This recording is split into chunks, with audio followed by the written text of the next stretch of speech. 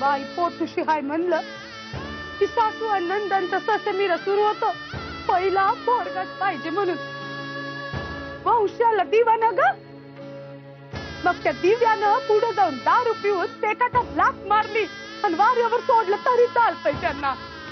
बाई अडकलेली सारखी सारखी बालनपणात आणि पोरांच्या रगाड्यात की नवरोची चालले चुलत चुलत चौथीकडं. अगं पोरगी झाली असं नुसतं ऐकून बेसूत पडतात बाया बालनपणात. उदाबाई म्हणाल्या त्या साऱ्याने मला आधी वाईट वाटले खरे, रागही आला, पण आता वाटत आहे की मला माझाच राग आला आहे. 4 अक्षरे लिहा वाचावया शिकून मी स्वतःच विद्वान समजू लागले आहे का? असे असेल तर चूक आहे ते. माझे जगाविषयीचे ज्ञान किती तोकडे आहे हेच दाखवून दिले मला गोदाबाईंनी. झणझणीत अंजनच घातले माझ्या डोळ्यात. प्रत्यक्ष पाहिले नसले तरी त्यांनी सांगितलेल्या गोष्टी इतक्या परिणामकारक होत्या की क्षणार्धात सारे डोळ्यासमोर आले माझ्या. नाही, बाईचे दुःख हे सर्वत्र सारखेच असते. बाळणपण लादले गेलेली मोरू मामांची अहिल्या काय किंवा गोदाबाई सांगत असलेली बाई काय, दोघींच्याही यातना सारख्याच. साऱ्यांनी मिळूनच या यातना दूर करावयास हव्यात. त्यासाठी साऱ्यांचीच जूट हवी.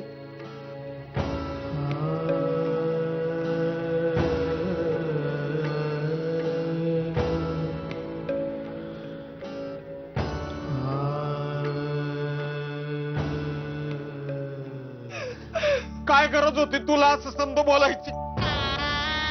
बघितलं ना रमाबाईंनी किती वाईट वाटलं ते. लिहून आणलेला कागद बी चुरगळून टाकला त्यांनी.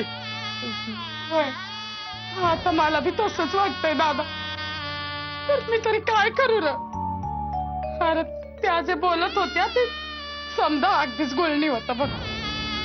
बायकांचा जन्म कुठं असा असतो वय, किती त्रास असतो बाईच्या जन्माला. त्यांना काही ठावच नाही ग. जे पोटात होत ते वटावर आलं आणि काय. आता काय करायचं रे दादा? तू गप राहा थोड्या वेळ. मलाच काहीतरी करावं लागेल. मलाच काहीतरी करावं लागेल.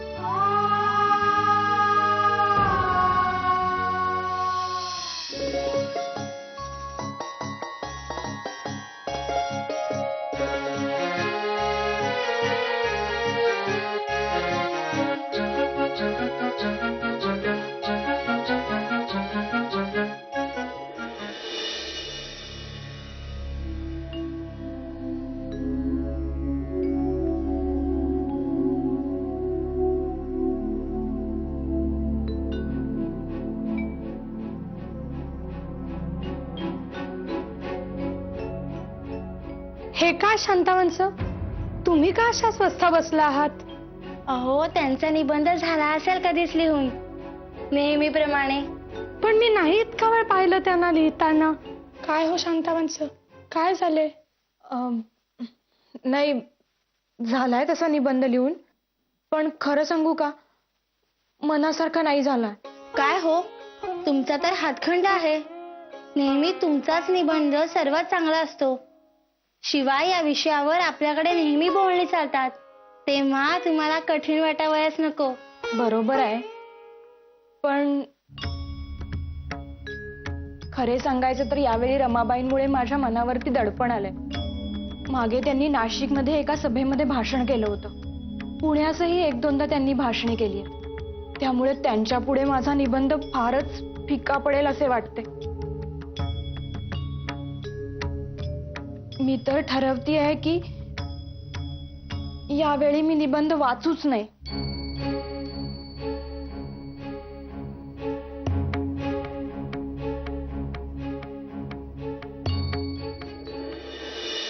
सदाशिवराव केळकर यांनी तुकोबांच्या अभंगाचे ज्या पद्धतीने समर्थन केले त्याच्या उत्तरादाखल आम्हास काही सांगावयाचे आहे. त्यांनी सांगितलेली गोष्ट वाटते तितकी सुलभ नाही. आपल्या सत्य वाटणाऱ्या गोष्टींचा आग्रह धरून वडिलांच्या मनास दुःख देणे योग्य नाही. जसा काही गोष्टींचा आपल्या मनावर पगडा असतो तसाच आणि तद्विरुद्ध गोष्टींचा आपल्या वडिलांच्या मनावर ग्रह असतो. मग आपलाच हेका पुरविण्यात अधिकार कोणता? वडिलांची समजूत घालावी आणि समजूत पटल्यास उभयतांनी त्या गोष्टींचा पुरस्कार करण्यासाठी प्रवृत्त व्हावे. कपाळाचे कुंकू लावण्यात आणि हातातील बांगड्या वागवण्यात काहीही हाशील नाही, म्हणून कुंकू पुसण्याचे आणि बांगड्या फोडण्याचे कृत्य करता येणार नाही. घरातील मंडळींशी नित्यप्रसंग असतो, त्यांस सदुपदेश करून त्यांचे मन वळवावे. नव्या विचारास रुजविताना बेपर्वाई आणि कठोरता दाखविल्यास तो विचार कधीही मूळ धरणार नाही. प्रेम, आदर, समजूत आणि विवेकास आवाहन यांचे शिंपण केले तरच नवा विचार रुजेल आणि तरारेल.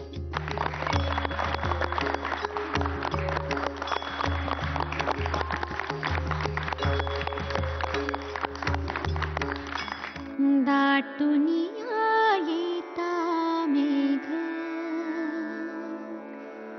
भरे आकाश उजळ, माळ ही व्रताची जपता झाले घराचे देऊळ.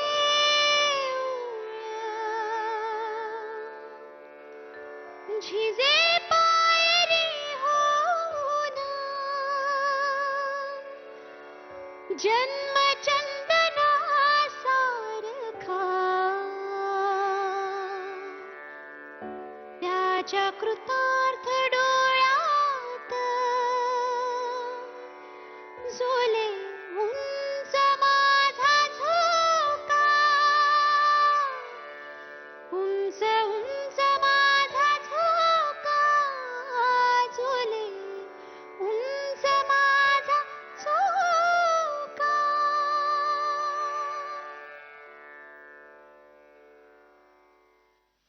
पांडू काका, गोदाबाई, जरा येथे या पाहू. हा, आलो आलो.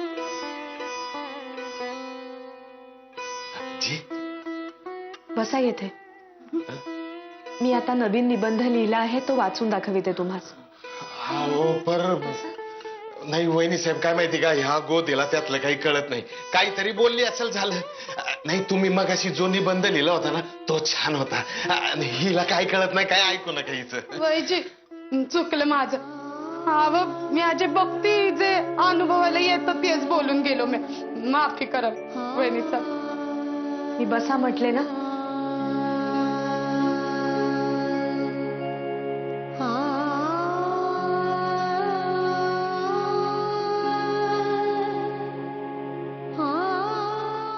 तुम्ही उगीच दोष देत आहात स्वतःस.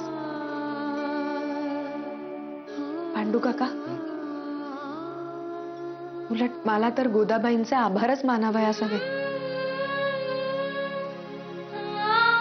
त्यांच्यामुळे माझी दृष्टीच बदलली आज. एक नवी दृष्टी, एक नवी दिशा मिळाली मला. गोदाबाई, उलट क्षमा तर मी मागावयास हवी होती तुमची. काय? हो, कारण आजवर तुमचे आणि तुमच्या भोवतालच्या इतर बायकांचे दुःख मला कधी जाणवलेच नाही. कारण मी माझ्याच जगात रमलेली होते. पण तुम्ही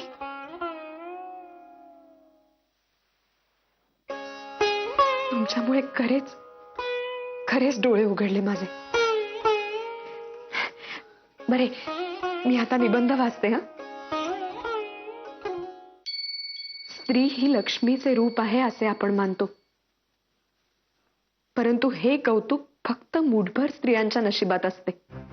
सुशिक्षित आणि सुसंस्कारित कुटुंबांमध्येही स्त्रीला यथोचित सन्मान मिळतोच असे नाही. लहान वयात लादली गेलेली बाळंतपणे बहुतेक स्त्रियांच्या आयुष्याचाच बळी घेतात. कष्टकरी वर्गातील स्त्रीची स्थिती तर अधिकच दुःखदायक आहे.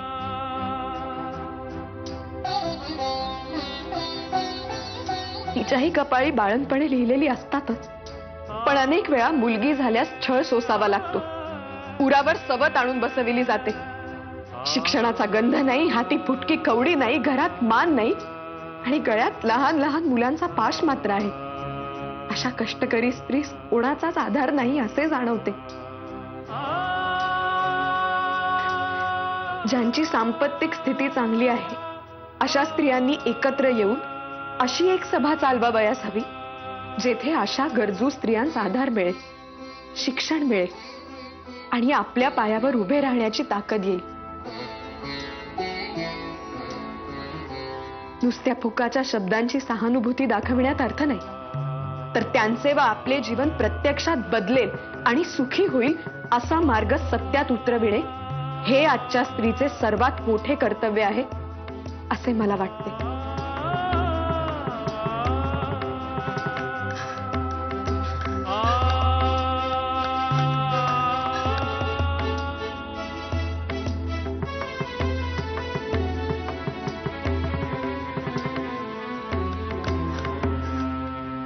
बहिणी साहेब, नुसतं माझ्या बोलण्यावरून एवढं लिवलं, स्वतःच्या डोळ्यांनी बघाल नाही समजा तर देव होऊन आमचं दुःख दूर कराल बघा.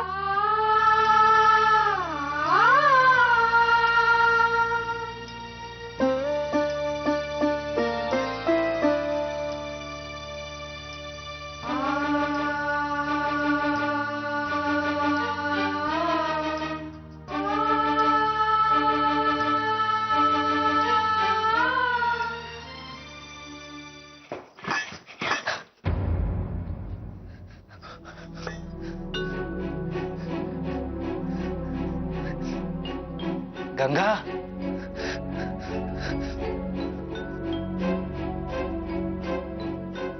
गंगू,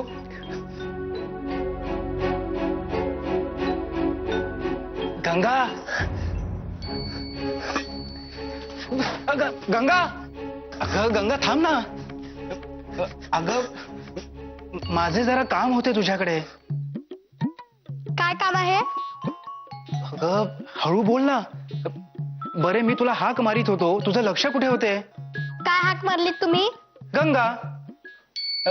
नाही म्हणजे अगदी तशीच नाही, प्रेमाने हाक मारली मी. गंगा.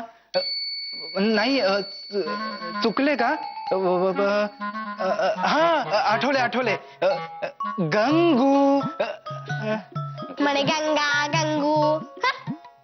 माझे नाव द्वारका आहे, तुम्ही ते बदलून गंगा ठेवलेत. माझ्या अजून लक्षात राहत नाही. अगं पण आता लक्षात ठेवायला नको का? ठीक आहे, ठेवीन मी लक्षात. तुमचे काय काम आहे ते बोला. अगं तुझ्याशी बोलायला कामच असायला हवे का? नाही म्हणजे तसे नाही. नाही ना, मग मी जाते. अगं गंगा थांब ना. अशी कशी ग तू? अगं रमावहिनी बघ, माधव दादाला प्रेमाने स्वतः अशी हाक मारतात.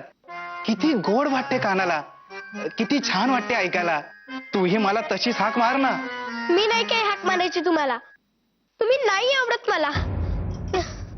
अगं गंगा, गंगू. वा वा वा वा, माधव दादा, रमावहिनी स्वतः. बाबा थांब. बाबा मला हसतोस, माझी चेष्टा करतोस, मला हसतोस.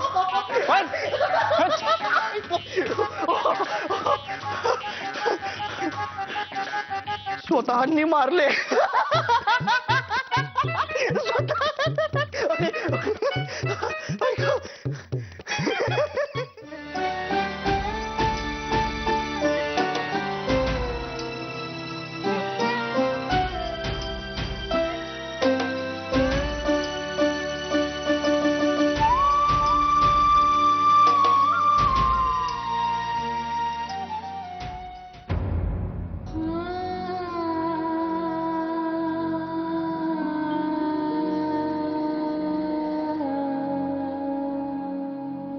शांते, अगं काय झाले?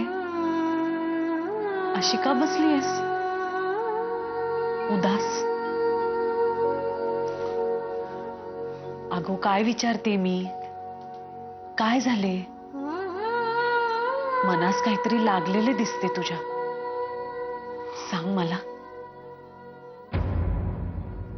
नाही, यावेळी मी असे ठरवले आहे की मी माझा निबंध नाही वाचणार. अगो बाई, का असे का? म्हणजे मी निबंध लिहिलाय ग, पण मघाशी मी रमाबाईंचा निबंध ऐकला. त्या पांडुदादांना वाचून दाखवत होत्या. इतका प्रभावी आणि इतका निराळा निबंध लिहिलाय त्यांनी. त्यांच्या निबंधापुढे माझा निबंध अगदीच निस्तेज वाटेल. त्यापेक्षा मी नाहीच वाचत. अगो पण शांते, ही काही स्पर्धा नव्हे, आणि अगदीच तिला स्पर्धेचे स्वरूप दिलेच तरी ती खेळीमेळीनीच व्हावयास हवी. कारण आपण निबंध वाचतो ते एकमेकींवर कुरघोडी करण्यासाठी नव्हे, तर एकमेकींचे विचार जाणून घेण्यासाठी.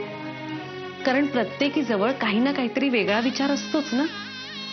शांते, अगं या उलट असा विचार कर की आपल्याला वरचढ स्पर्धक मिळाला तर आपली प्रगतीच होते. कारण आपल्याही मनात ती उंची गाठण्याची इच्छा होते.